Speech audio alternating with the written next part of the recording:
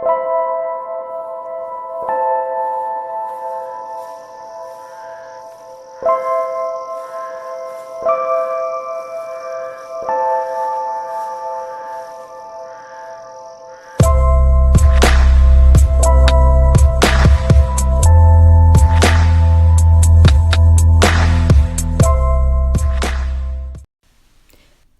morning, good afternoon, or good evening, whatever time it happens to be for you while you're watching this. Welcome to He Sees Us All YouTube channel. Really quickly, I would like to thank Cody A for becoming my first Patreon. I will be sending you a handmade thank you / prayer card in the mail as soon as I make it. Again, thank you so much. I appreciate it. I've said before, I don't want to ask for donations or Patreons, or I'm not, but I am going to thank people publicly because I really appreciate any help that people put towards the channel, towards me getting better equipment, and helping out my family. So thank you, Cody A, and I will be sending out your thank you as soon as possible. So today's video is going to be a little bit of a prediction / observation video. I'm going to be using a few different observations that I've made over the last few years, along with some I've made over some more recent months, to make a prediction about our future. Well, all of our futures. The future of America as a whole. And believe me, if this plays out as the elite are intending it to, we are really talking about the future of all people, in all countries, the world over. The situation that I'm going to paint for you guys is going to be a hypothetical scenario that I've spent a great deal of time thinking about and in turn stressing myself out about too, of course.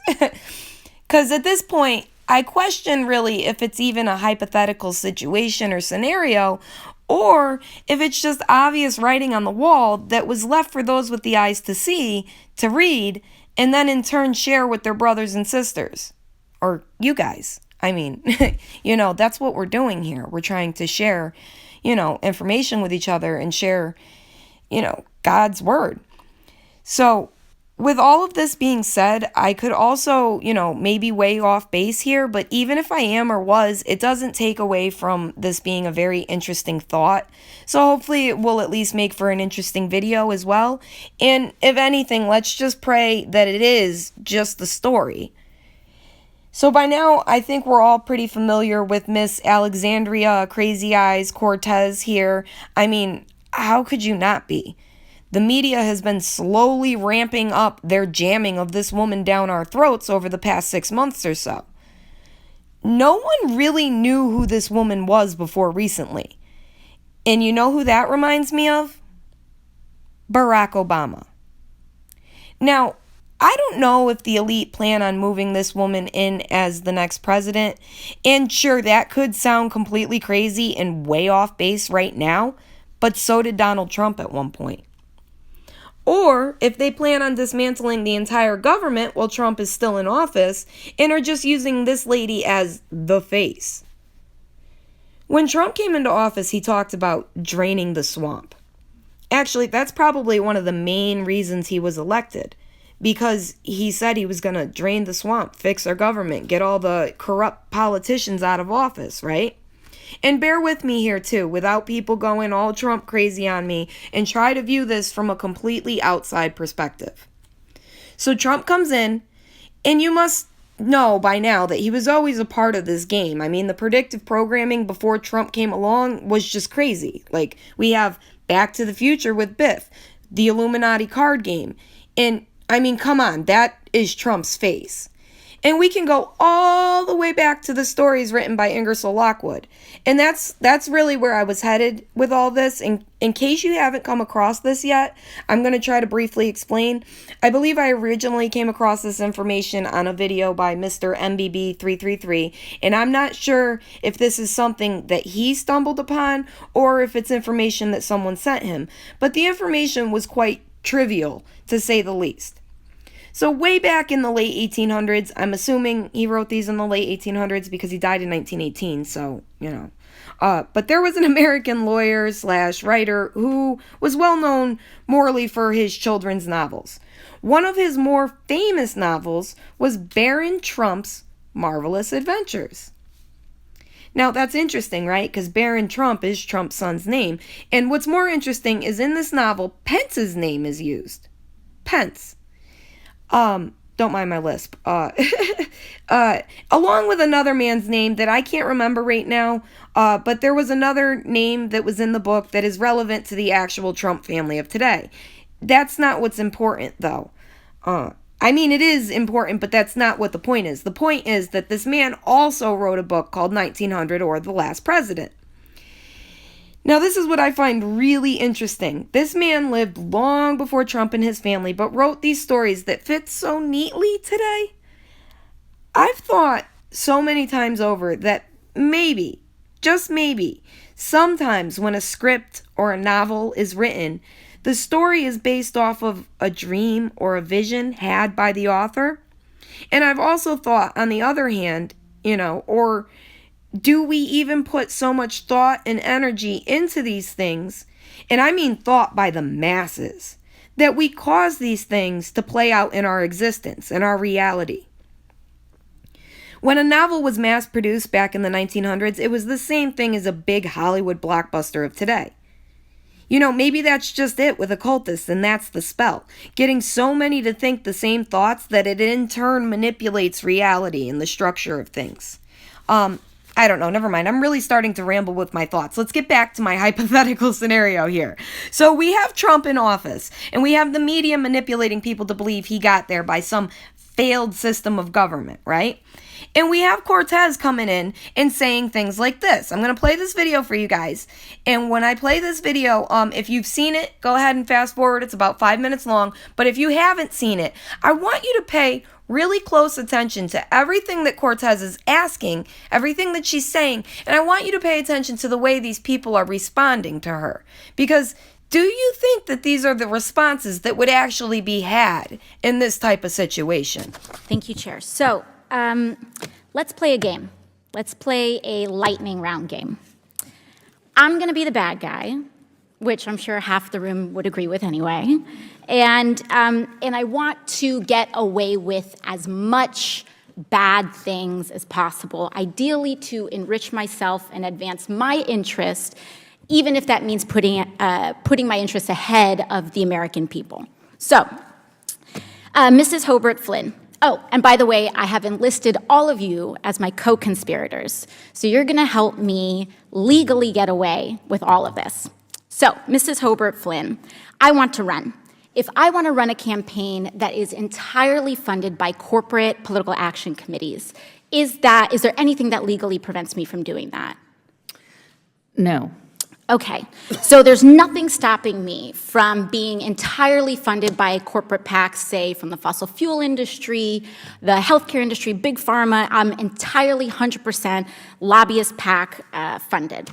Okay, so let's say I'm a really, really bad guy, and let's say I have some skeletons in my closet that I need to cover up so that I can get elected.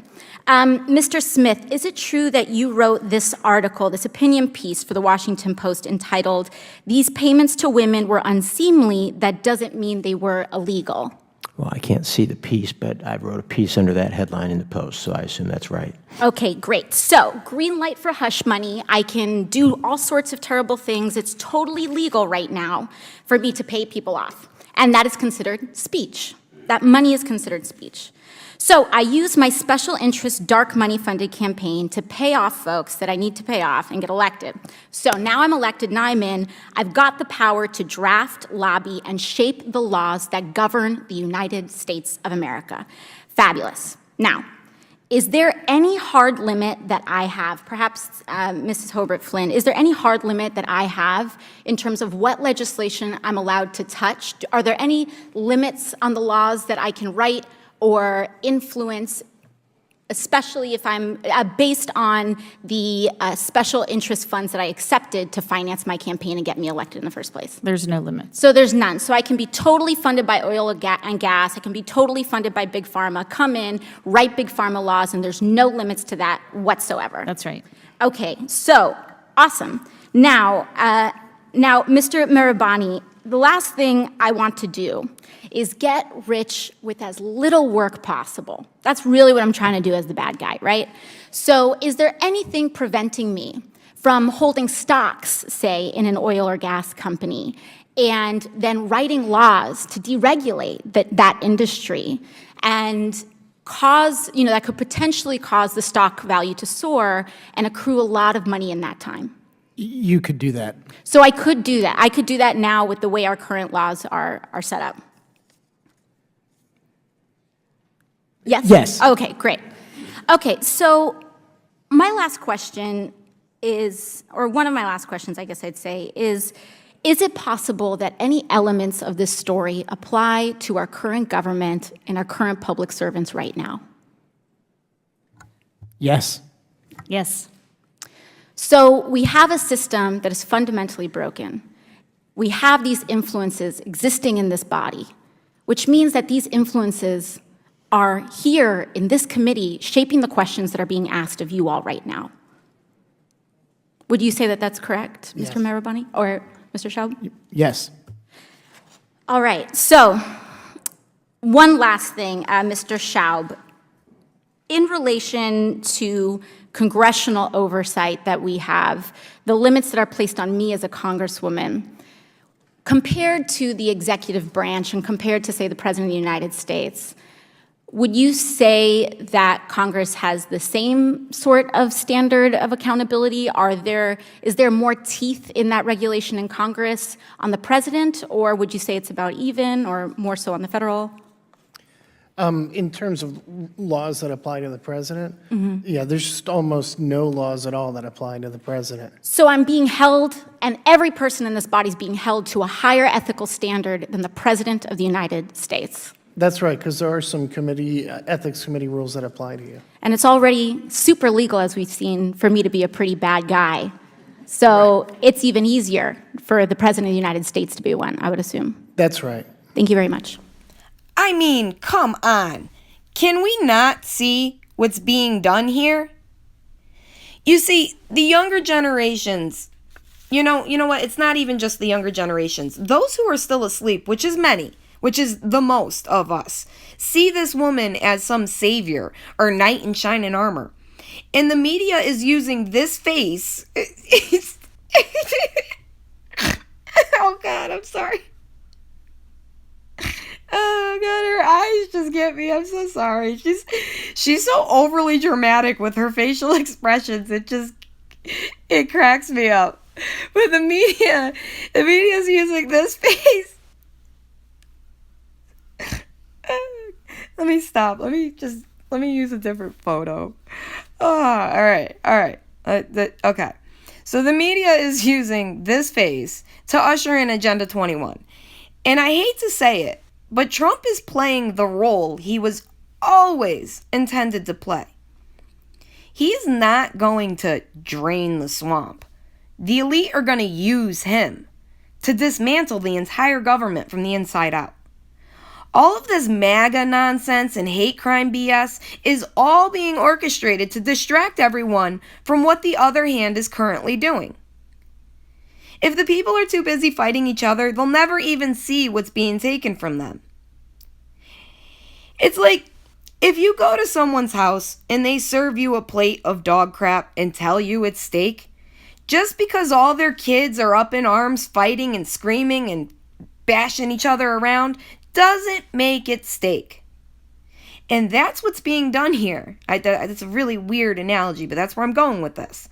The elite are going to take away the perfectly good, not perfectly, but decent American hamburger, the decent McDonald's that we already have, and replace it with dog shit.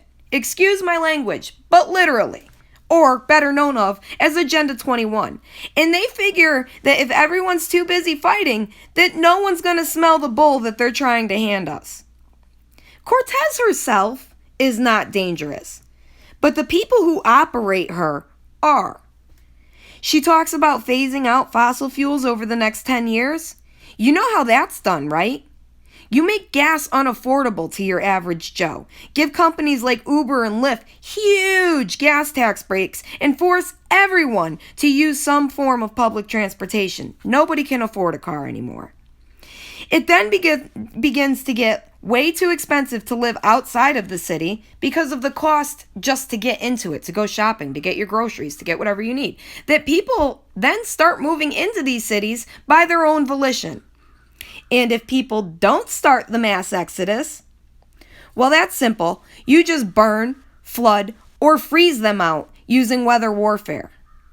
I made a video about the fires in California, and I'm going to link it in the description box because that was a pretty good video about what they're doing with Agenda 21. Those fires line right up with where they need to lay down the high-speed rails for their whole Agenda 21 rollout. So yes, they will get you to leave one way or another. And no, this is by no coincidence or mistake. There is really so much more that I want to put into this video. Like, I feel like I'm not even close to being done here, but it's already kind of long. I want to add in, because I think this is ultimately headed somewhere with transhumanism, I think they plan really to annihilate everyone else in turn. And that's why God has to step in. But like I said, I feel that this is already too long, and I may have kind of been all over the place on this one, and I apologize if I was for that. But I'll try to get another video out with the rest of my thoughts on this whole rollout and where we're headed with it. I hope I at least made a little bit of sense in this video. What I'm trying to get at is Trump is likely our last president as a single nation, and Cortez is no accident. And everything she says and does has its purpose. And anyone who's watching this or listening to me right now, I advise all of you to pay close attention to everything that this woman says and does.